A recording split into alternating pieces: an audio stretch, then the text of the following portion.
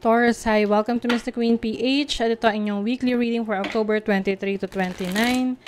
2023 general reading. Just take what resonates. Watch your Sun, Moon, Rising, and Venus for other messages. And thank you sa lahat ng sumusuporta dito sa ating channel. Just a reminder, gamitin nyo lamang ang reading na to bilang gabay. Okay, so promote ko lang ang Taurus bracelet. So, ito ay nag-a-align sa energies ng mga Taurus. Meron itong Moss, Agate, Rhodonite, at Green Aventurine. So, available to sa aking Shopee. Link on the description. Okay. Taurus, what's up? October 23 to 29. For Taurus. You have the Hermit. O, yung iba sa inyo ayaw nyong makipag-usap sa iba.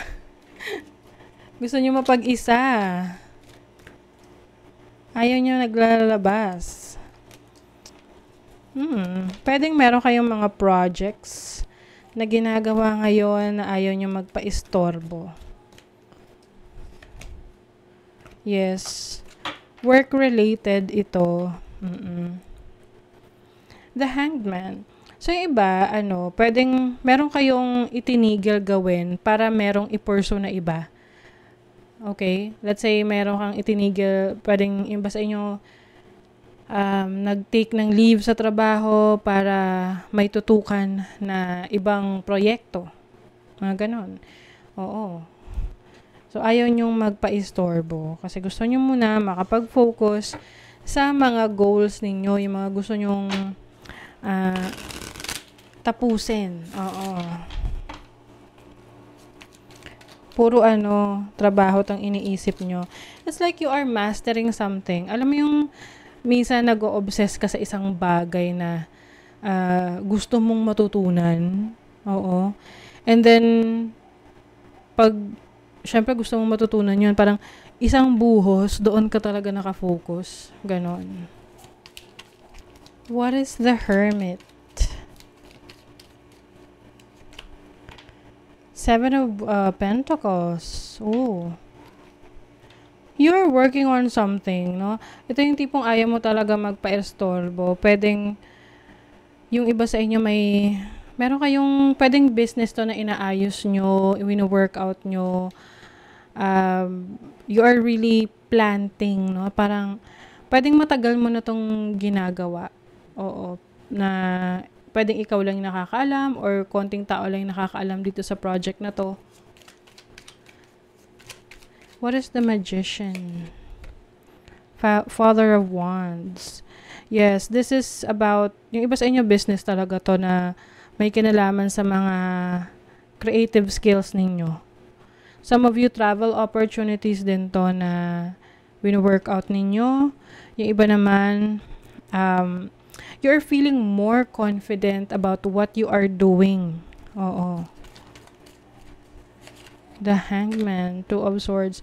Meron kang decision making. Siguro yung iba, iniisip nyo kung ipagpapatuloy nyo pa ba yung dati nyong ginagawa or titigil nyo na yon para makapag-focus dito sa proyekto na bagong ginagawa ninyo.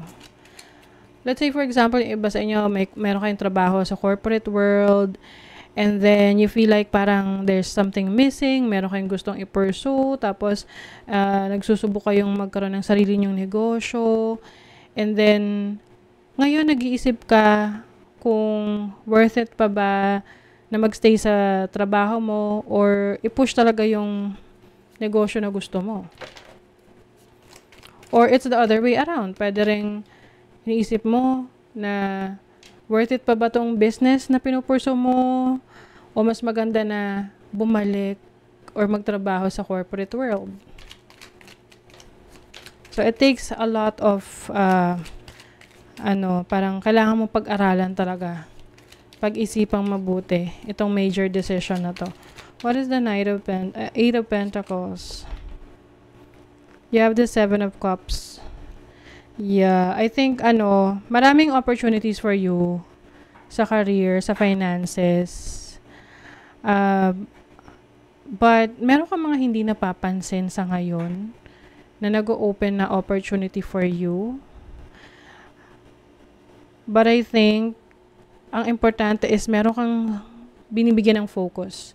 Kasi the more na parang you are all over the place, the more na mahirap ayusin yung mga, mahirap i-organize. Kasi you are focusing on a lot of things eh. Marami kang binibigyan ng attention, so mas magulo. Oo. Kaya siguro ngayon, iniisip mo, ano yung priority mo? Anong pipiliin mo?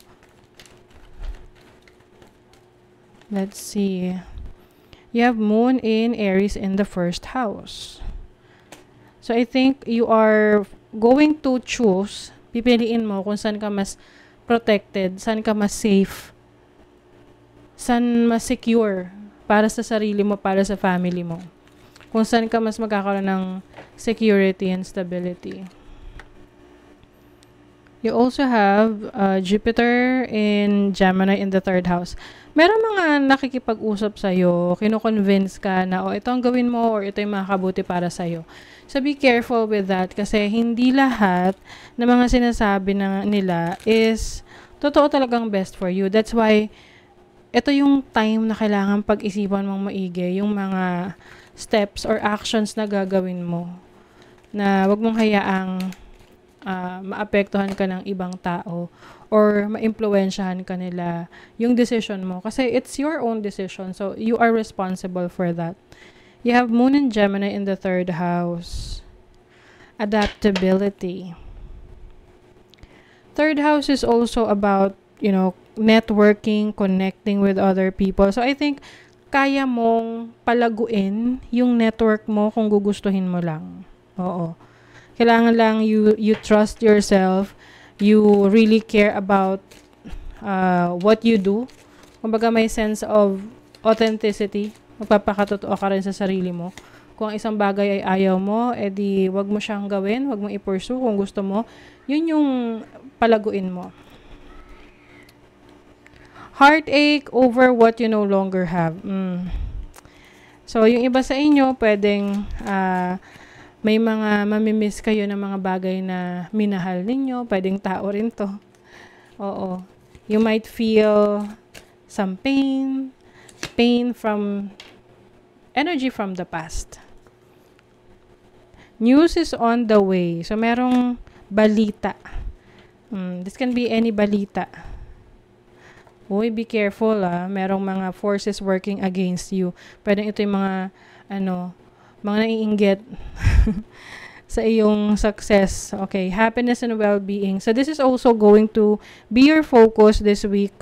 Yung iyong well-being, saan ka mas magiging masaya. Oo. And I also see you healing, no? Isa rin yan sa bibigyan mo ng attention. Possibility. Focus your attention on what could go right. When you learn to imagine the best case scenario, you get to enjoy the experience twice. Yes. So, iwasan mo yung, iwasan nyo yung negative thinking. Okay? So, mas magpo-focus kayo doon sa mga bagay na positibo na mas lalong makakapagpa-inspire sa inyo. Okay? So, that is your reading, Taurus. Kung nagustuhan nyo to, naka-resonate kayo, mag-comment kayo dyan, like, share, subscribe para lagi kayong updated sa ating mga readings. Thank you so much, Taurus. See you again.